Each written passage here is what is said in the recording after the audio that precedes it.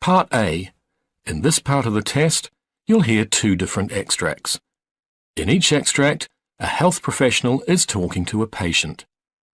For questions 1 to 24, complete the notes with information you hear. Now look at the notes for extract 1. You will hear part of a consultation between a psychologist and a patient called Mr. Barry. Hi there, Mr. Barry. Your GP has referred you to me to discuss your anxiety. So tell me, how have you been feeling? Well, I'm still suffering from the anxiety and panic attacks, and the medication that I'm taking, I found that it seems to have some side effects, and it makes me still feel a little on edge. So I found it better to take the medication at night rather than in the morning, and so I can get on with the day kind of thing, but I still feel quite anxious. Okay. Getting used to the medications can be difficult. Going back, when did you start the treatment again? 3 weeks ago now? And that was the citalopram, the one to hopefully control the panic symptoms longer term, and the chlordiazepoxide, which is for the more short-term control. How many of the chlordiazepoxide are you using a day at the moment?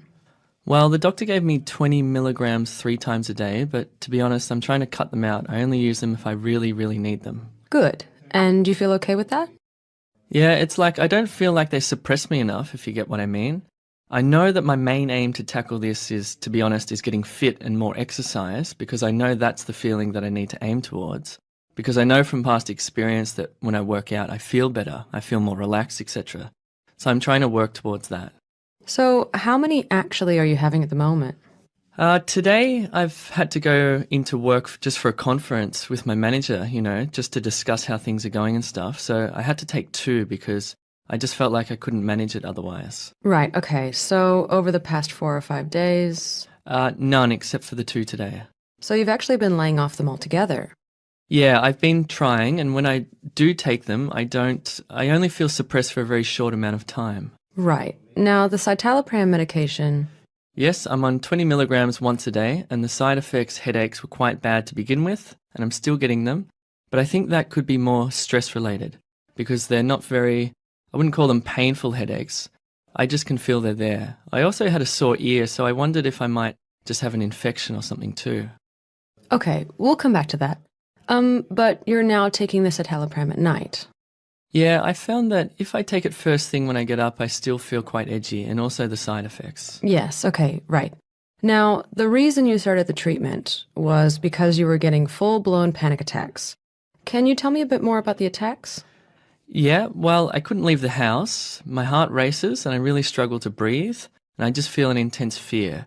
It makes me feel sick and dizzy if I go out into the street. You find it very difficult to get out and about. Are you beginning to normalize, do you think?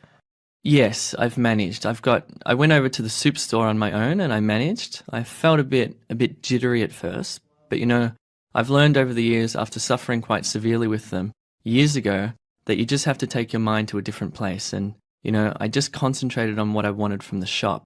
That was the first time I've been out on my own since I started on the medication.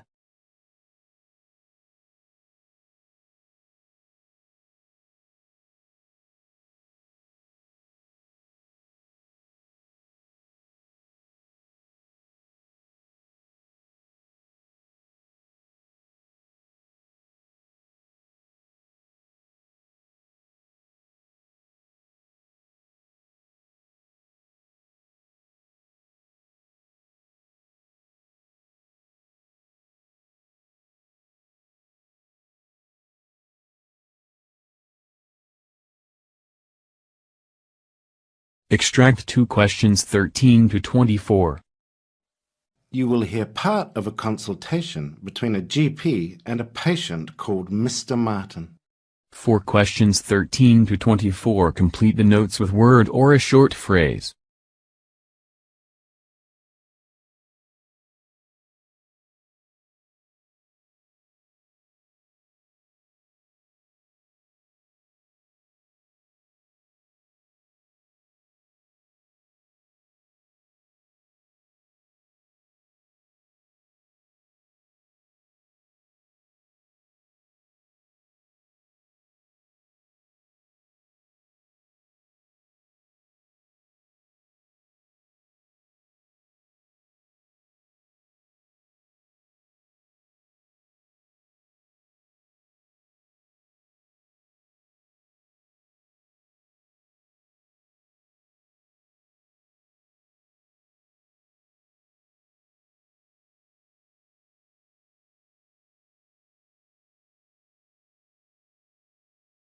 Hello, Mr. Martin. I'm Dr. Hampton. Hello, nice to meet you. And you? How can I help you?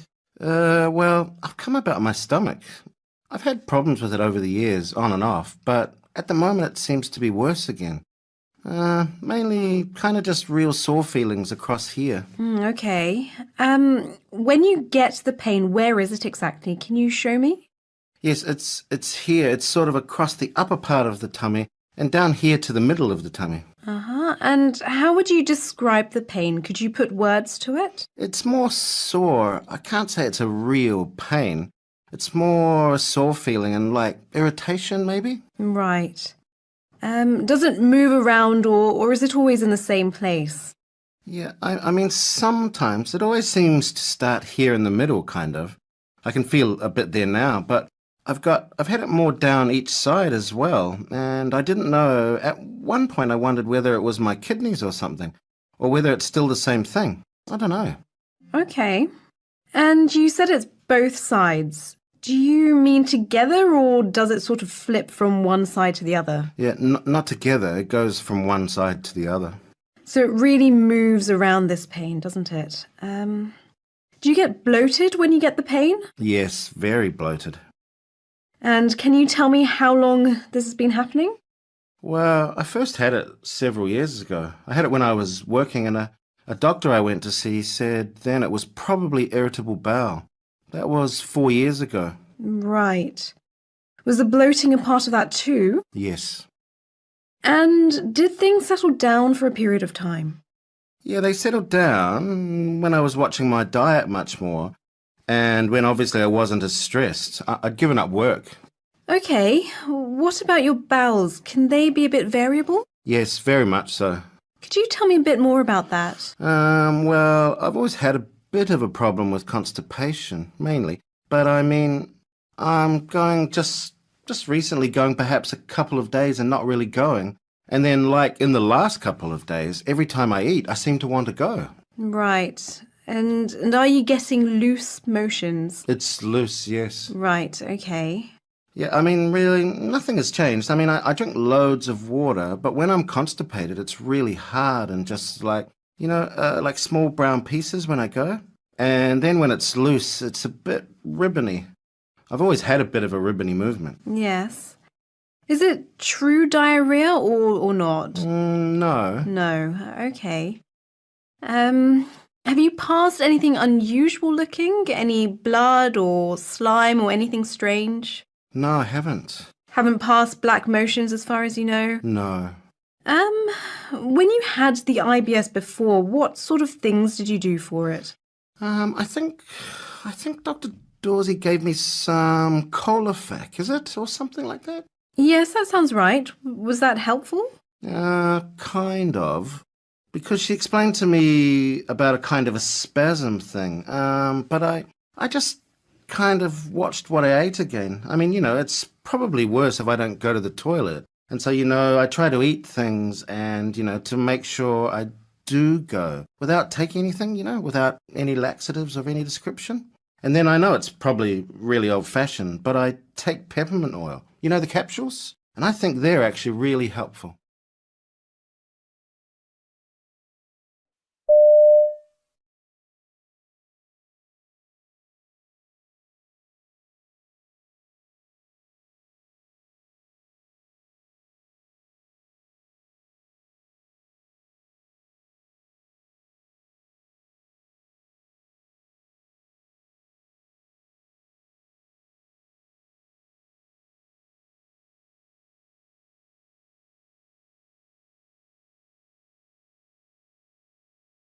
In this part of the test, you will hear 6 different extracts. In each extract, you will hear people talking in a different healthcare setting. For questions 25 to 30, choose the answer A, B, or C, which fits best according to what you hear. You will have time to read each question before you listen. Complete your answers as you listen. Now look at question 25. You hear a doctor and a trainee discussing the application of a plaster cast. So let's discuss the short arm cast that you're going to apply. What are the steps? Well, first, I need to examine the area and check the x-rays to see if surgery is needed. For the cast, first I'll apply a stockinette with a hole for the thumb, and then I'll wrap the arm in a web drill for padding. After that, I need to immerse the roll of plaster in water. Right. And what should you point out about the plaster? I need to warn the patient that it may feel hot as it starts to set. How long does it take to dry? The cast may feel dry to the touch in a few minutes, but it isn't fully dry for 72 hours. What's the last step? After I've applied the cast, I need to take another x-ray to confirm that the fracture has been reduced. You hear a manager explaining new data management processes to clinical staff. Yes, in the back. You had a question? Yes. How should we file our feedback reports? Do we need to just complete them on the computer? That's a great question. Remember that since the clinic has begun transitioning to the new computers and software systems, we need you to fill out the paper reports in addition to the digital versions. I know this may be time-consuming, but this is because as we transfer all our files from the old servers to the new ones, some files may be misplaced, and we want to ensure that all of our records are easily accessible at all times. So we need to make 2 copies of our reports? Yes, exactly. Great. Does anyone else have a question? You hear a presentation about the introduction of a new type of wound dressing. Thank you all for coming. Well, after some research, the hospital has decided to invest in a new type of dressing to care for our patients with chronic wounds, such as those with diabetic ulcers. Although the traditional cloth compression bandages are useful, they need to be changed frequently to promote healing. These new bandages are made of a natural plant-based material instead. In fact, they're made from seaweed. Alginate dressings are somewhat costly, but they can prevent harmful strains of bacteria from entering the wound by forming a protective barrier with the skin. Most impressive of all, they can absorb up to 20 times their own weight, so they're the best choice for wounds with high-level exudate. Based on these factors, we believe that alginate dressing would be a useful addition to our wound care procedures. You hear 2 hospital managers discussing completion rates for an online course. It looks like only around 40% of the staff have completed the online health and safety course so far. Less than half, but the course has to be completed by all staff members by the end of the month. Can we send them a reminder email? We've reminded them by email twice already. I've even phoned a few people. I think we need to bring it up at the general staff meeting next week. That's on Thursday afternoon, right? Will that work with everyone's schedules? It should. All staff members have that time already blocked out. But if anyone can't come, then we can speak to them in person one-on-one. You hear an educator describing methods for creating medical abbreviations to nursing trainees. A technical name for the use of first letters is initialing, but I prefer to use the phrase the first letter rule for this method. Abbreviations using the first letter rule commonly identify diseases and diagnostic tests. For example, chronic obstructive pulmonary disease is COPD, or liver function tests are LFTs. In most cases, these letters are pronounced separately as letters, but sometimes key letters or key syllables form the abbreviation. For example, hypertension is abbreviated using HTN, or we see the term atrial fibrillation abbreviated as either AF or AFib. Sometimes the first letters form an easily pronounceable word, an acronym. For example, acquired immune deficiency syndrome becomes AIDS, or severe acute respiratory syndrome becomes SARS. Understanding these principles will help you to more quickly learn the many abbreviations used in local clinical settings. You hear 2 colleagues discussing an online training course. Hi Fiona, how are you? Can I ask you something? Sure, Mug. What's up? Have you done that online training for a new record management process? Yeah, I did it on the weekend. It was supposed to take 10 minutes, but it took me ages. Did you have any trouble with it? I mean, any technical problems? Not really. I couldn't log in for a bit, but that was just me getting my password wrong. After that, it worked fine. Why? I keep getting this email that says I haven't finished all the activities, and then when I log in, it says I've completed everything. It's driving me crazy. Did you ring the IT help guys? Yeah, they reset it, but it didn't do anything. I really don't want to do it again. No, you shouldn't have to. Maybe just send the register an email and let her know that you've done it. Maybe she can fix the issue.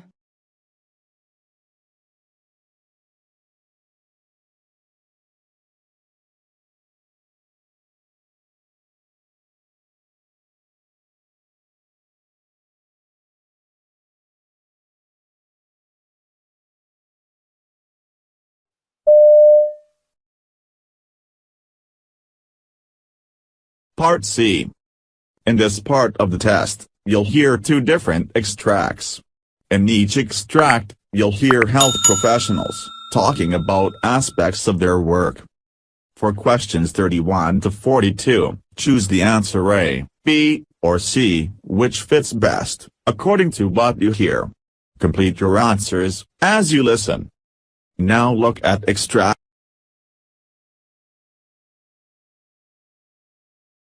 I wrote a prescription for antibiotics. I did want to talk to you, though. I'm a little bit concerned looking through his chart at how many ear infections he's had recently, and I noticed that you had checked the box that someone's smoking in the home, so I was wondering if you can tell me a little more about that. Well, it's just me and him, and I do smoke. I try really hard not to smoke around him, but I've been smoking for 10 years, except when I was pregnant with him. But it's so stressful being a single mom and having a full-time job, and so that's why I started smoking again. You have a lot of things going on, and smoking's kind of a way to relax and de-stress. Yes, yeah. Some people have a glass of wine, I have a cigarette. Sure. And it sounds like you're trying not to smoke around him. Why did you make that decision? I know it's not good for him. I mean, I've read those things about ear infections and asthma and stuff, but other kids have ear infections and their parents don't smoke. So on the one hand, you're worried about how your smoking might be affecting him, and on the other hand, you're not so sure if it's really the smoking that's causing these problems. Right. Yeah. I mean, he doesn't have asthma. Yeah, he hasn't had a lot of other problems that his other friends have. So, and I've thought about quitting before in the past, but I just don't see how it's possible right now. What made you decide to quit smoking when you were pregnant? Well, he was inside me and we were sharing everything, and I knew that he would get some of that, and I just didn't think I could live with myself if something happened to him. Right now, though, it feels almost too difficult to even manage or even to try. Yeah, exactly. How were you successful when you quit before? I don't know. I think about it now, I don't even know how I did it. I just did it. You know, I just couldn't imagine like him not being born or going into labor early and him having problems and stuff like that, all the stuff that they talk about with women who smoke. So that was just enough to say, okay, you know what, I'm not going to risk that. Mm-hmm. So the risks were so scary then that you were able to stop. Yeah. They don't feel as scary to you now. No, I mean, we're two separate people, and like I said, I try really hard not to smoke around him. I'm pretty good about that. I don't let other people smoke around him. So You're doing the best you can do. Yes.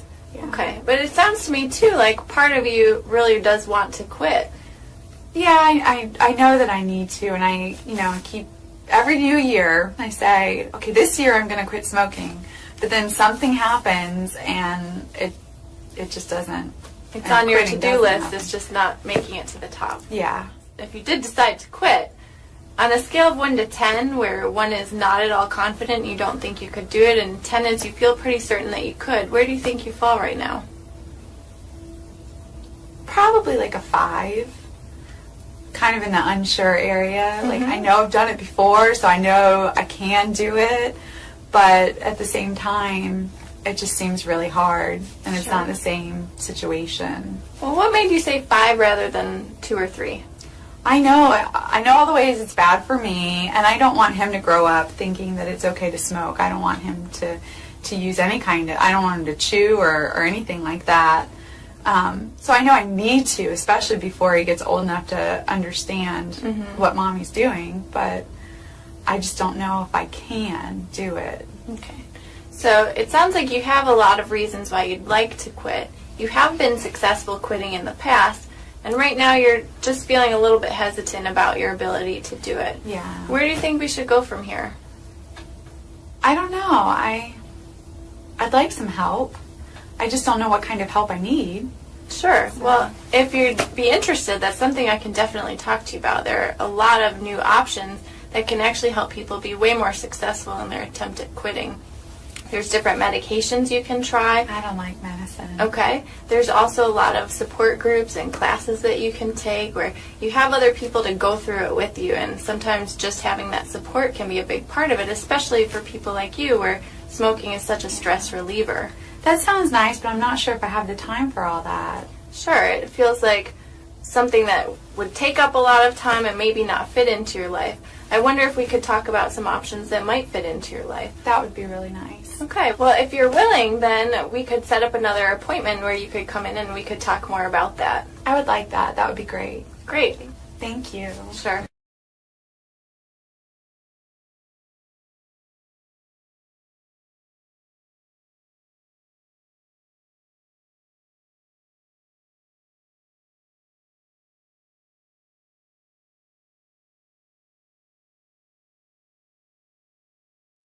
Now look at Extract 2. Extract 2. Questions 37 to 42. You now have 90 seconds to read questions 37 to 42.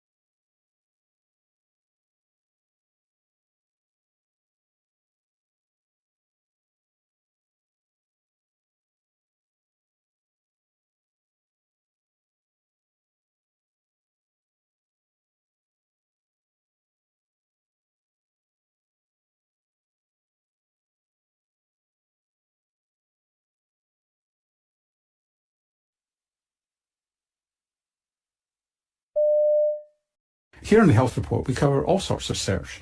The Mediterranean diet, what fat is right for you, how much salt is safe, diets to protect you from diabetes, early death, heart disease. So this next segment is actually a bit perturbing. We're being told that almost all this research is wrong. Yes, John Ioannidis is Professor of Medicine at Stanford University, and he says the scientific approach taken by nutritional researchers is nowhere near rigorous enough, and we have to go back to basics if we're to learn anything significant about how diets impact health. Thank you for inviting me. Now, we've had you on lots of times before, talking about various things and demolishing a few iconic areas of health and research.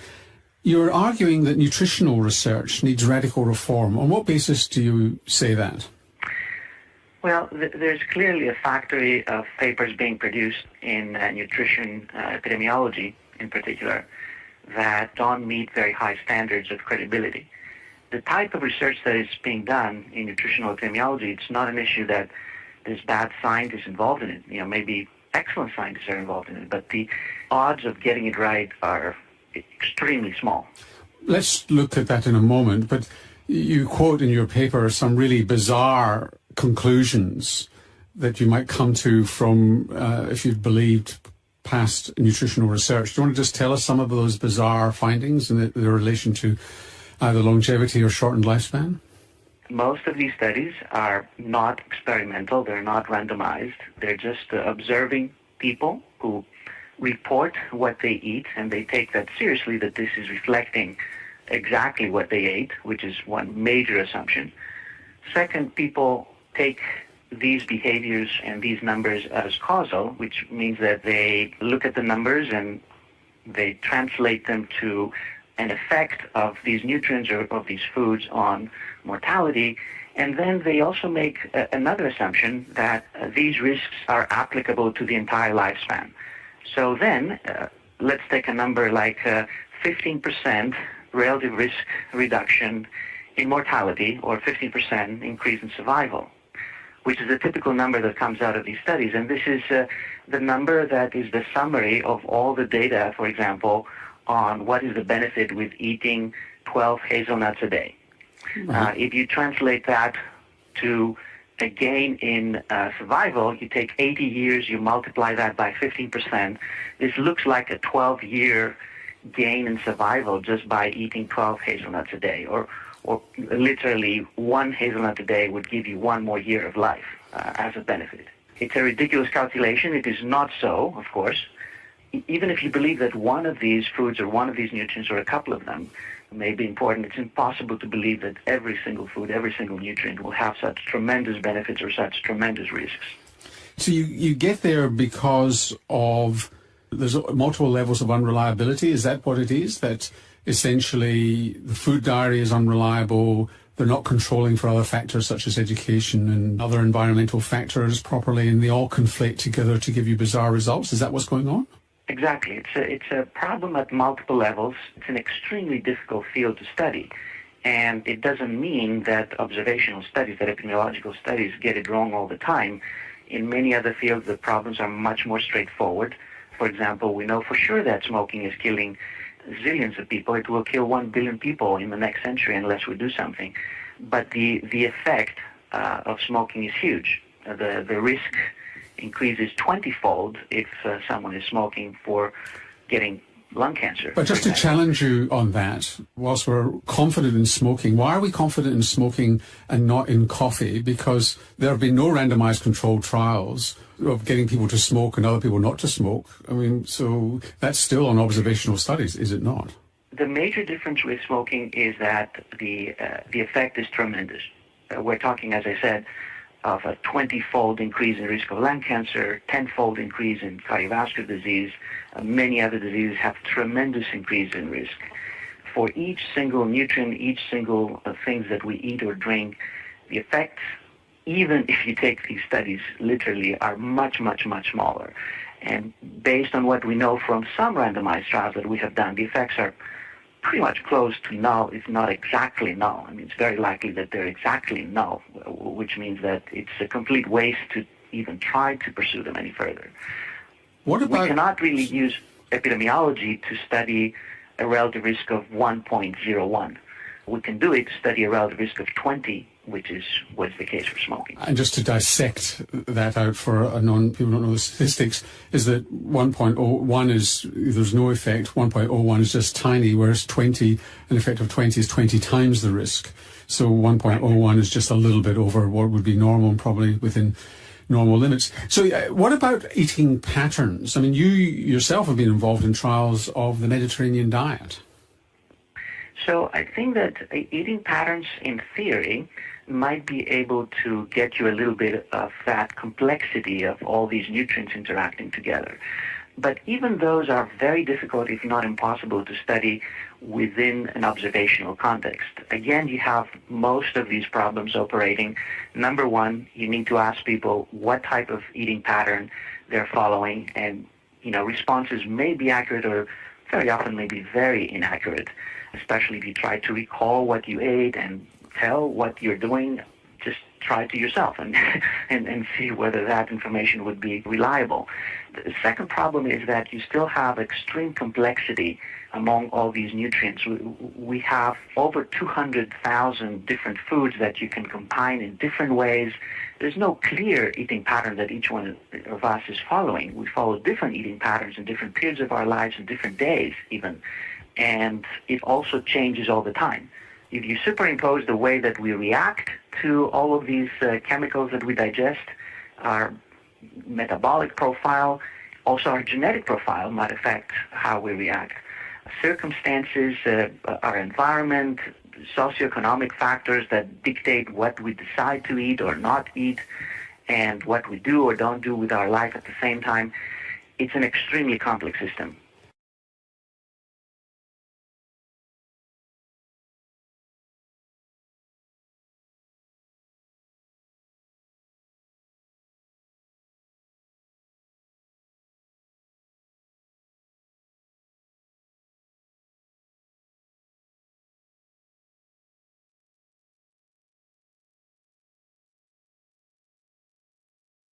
That is the end of Part C. You now have 2 minutes to check your answers.